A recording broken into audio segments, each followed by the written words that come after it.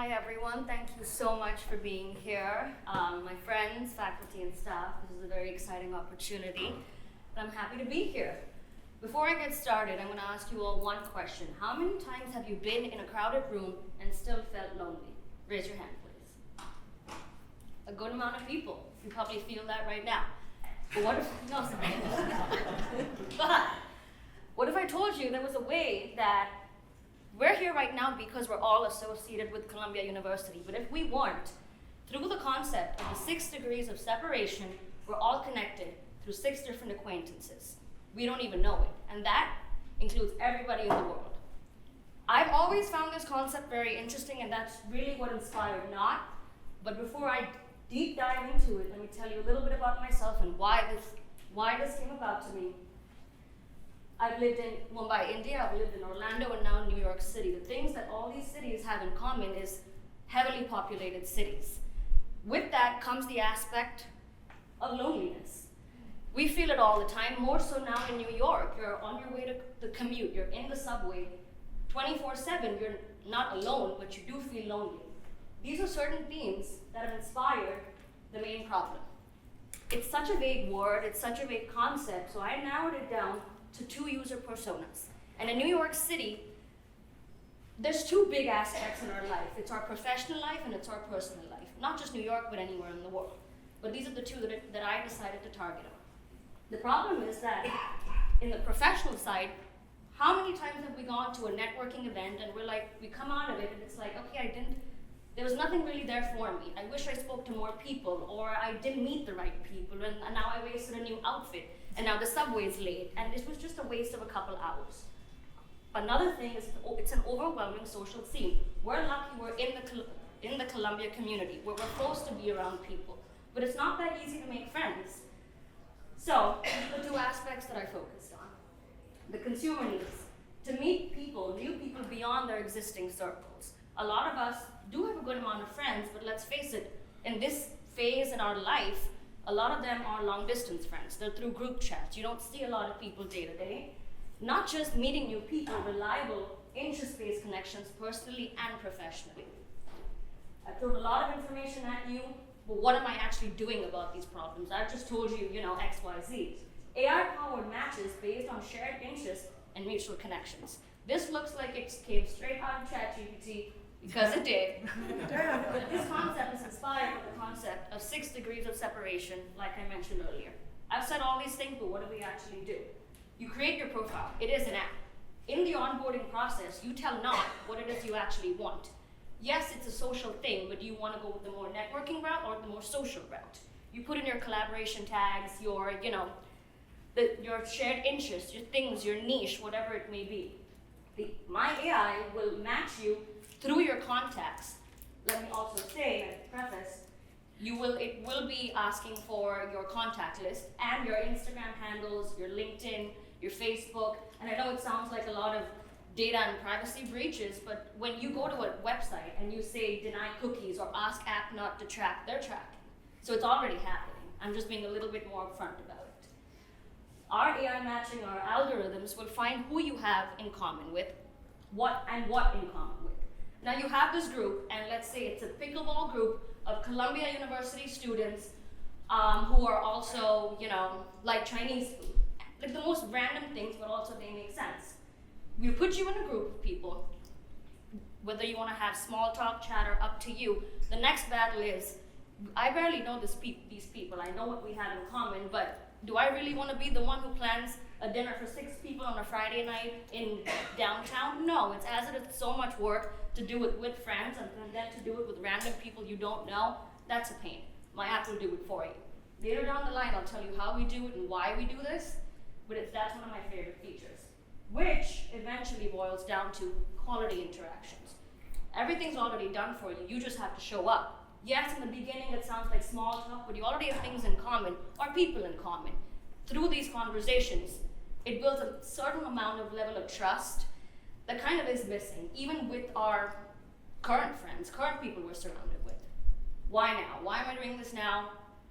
Loneliness is very high in people who are single, renting, have lower neighborhood belonging, and are within the 16 to 27-year-old range While this app is for the entire world, this sounds very New York City to me. 52% of Americans report feeling lonely, 47 report that relationships with others aren't meaningful, and 57 Americans report eating all meals alone. That was very sad to me. So this is my market analysis. The TAM includes the entire social media marketing in the entire world. That's a huge amount of money that I could potentially be targeting.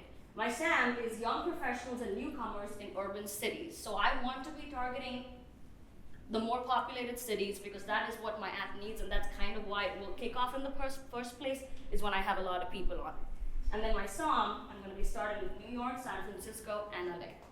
This is a general description of the product overview. You get your profiles and cards. I wanted to make it look less LinkedIn-y and less professional, but at the same time, what do? A few things here and there. Where are you from? This is my competitive analysis. I know it's a lot of words, but I've compared myself to LinkedIn, Facebook, Meetup, and Bumble BFF. In no way am I going to be directly competing with them because LinkedIn is too niche. It's professional, it's job-centric. Instagram and Snapchat and TikTok, they're way too social. It would be silly of me to go head-on with them because it's already such a saturated market. So I'm like, instead of competing with them, why not work with them? We're all there kind of for the same purpose, just in different ways. Yeah. The market strategy. This is going to be very, very heavily reliant on word of mouth and a lot of it on social media. Of course, the app needs to be very well functioning, but that kind of is bare minimum. We're going to be starting with social media ads, influencer partnerships, restaurant bloggers, what's happening in New York, Tech Week, Tech Crunch, not just tech related, but that's what I'm into. So that's the first thing that comes to mind. All different types of exhibitions, what's going on around you. User engagement, regular updates, exclusive events, premium features. That kind of comes with later on phases when XYZ needs me more than I need them. And then partnering and collaborating with restaurants, bar, conference organizers, etc. Now I've got the people on the app, how am I supposed to keep them? First, on exclusive access to new restaurants where reservations normally can take months. Like I said, that comes a little later on.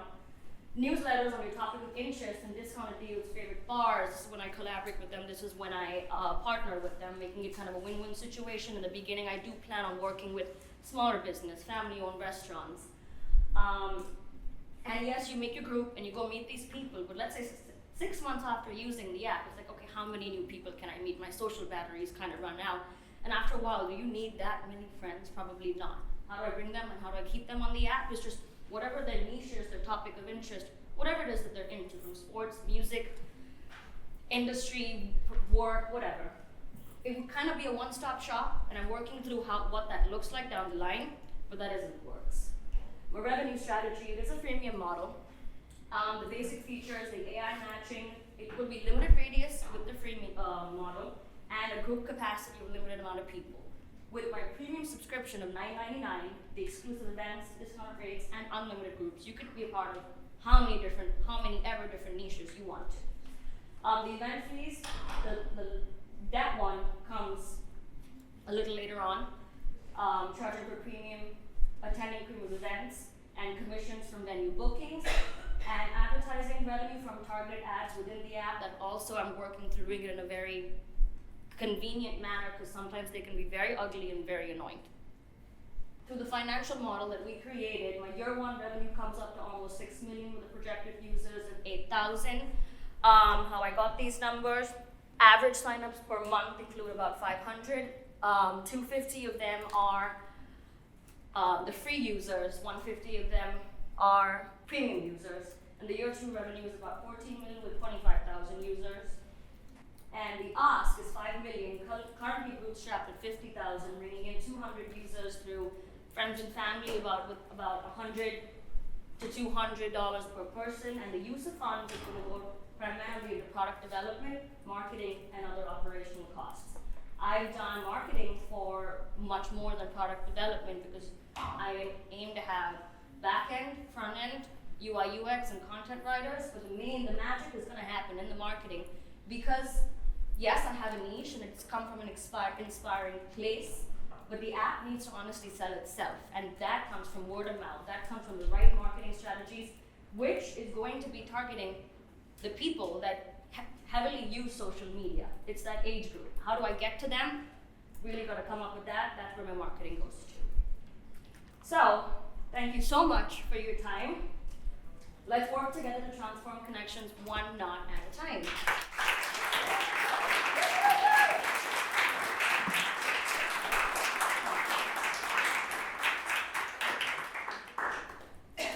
Questions? I have a question. Love the presentation, and it does sound very New York. I saw that you have word of mouth as your primary strategy for marketing, with $1 billion in funds. What is your thinking about how to get that first batch of the early adopters who are going to provide that word of mouth? So I'm going to be harnessing my personal connections, my friends and family, whether it is from Orlando, from New York. Before Columbia, I did 1 semester of my master's at NYU, did not like the program, but I made a lot of new friends, made a lot of new people. So that is kind of where I'm going to be bootstrapping from within myself and all you guys over here. You don't have a choice. That's kind of where I start with. And then that's going to go on to more social media tactics, email marketing, any and every channel that I can do. But it's going to be very technology related because that is where my crowd is, and that's where I need to be.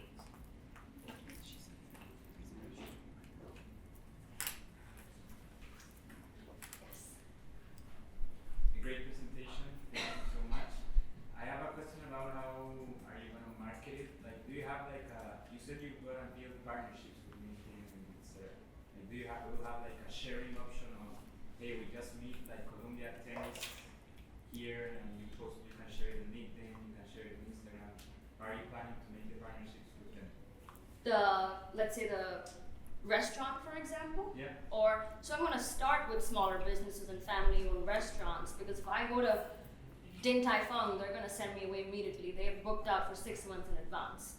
That is the goal eventually, where if I'm able to bring them different parties of, let's say, a minimum spend, and I get some sort of commission out of it. That comes down the line. But I'm going to be working with much smaller companies, much smaller galleries, people that are also starting out, making it kind of a win-win situation, just to get the word out of, let's say, hey, this place exists, but we also do exist. So if that goes well, it's kind of a vicious cycle recurring thing. So I'm starting small, but then eventually that's kind of how it builds up. So that's the goal. That's great thinking. Yes. When it comes to matching people or suggesting other people to using the criteria and using to match their similarities, right?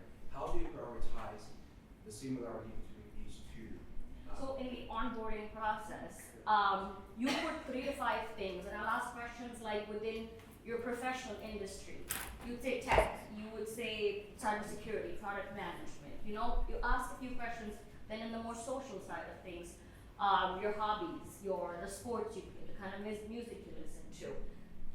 The goal is to start vague and then get more deep. Ideally, the person gives us all the information to make it as niche as possible, because there's thousands of people who are into cybersecurity and into rock music. So that's very vague. Now, once they put in their criteria, the phone numbers and the contacts is kind of a game changer, where you find out, oh my God, we have these 2 people in common. We didn't even know that. And how would we have known that? When you're in New York and you're in the elevator or walking down the street, how often do we really know our neighbors? Not at all. It's not the norm. Not even in New York. It's kind of a mind your own business type situation in the bigger cities, at least. And that's what makes it harder to meet people. Even for the extroverts, it's kind of just awkward. So that's kind of what I'm trying to tackle, because even though I think I can hold a conversation easily, and I've lived in 3 major cities, it's a very recurring theme that's just not what happens. And you don't even know who lives 500 feet away from you, that they could be your next best friend, or you went to the same school at one point, or you know someone who knows someone. So it's a very, very small world, and that's just something that I've kind of picked up on over the years and I found very interesting. So I wanted to club in the 6 degrees of separation concept and what they all had, the big cities have in common: loneliness. I've spoken to a lot of people, but like I said, the word lonely is so vague. Everyone describes it very differently, and it feels very different to different people. But the things in common that they have in big cities, where your life really is revolved around 2 to 3 major aspects, In my target audience, it is your career and your social life. Later on, when the demographics change, you become less lonely because you have a family. So that's kind of where my mindset was, and that's kind of where year 1 will look at. And year 2 and 3 gets more niche the more I learned. This app relies on having millions of users on it and all their data on it. So that's kind of where I'm at right now. Does that answer your question? Amazing. Okay, thank you. Thank you.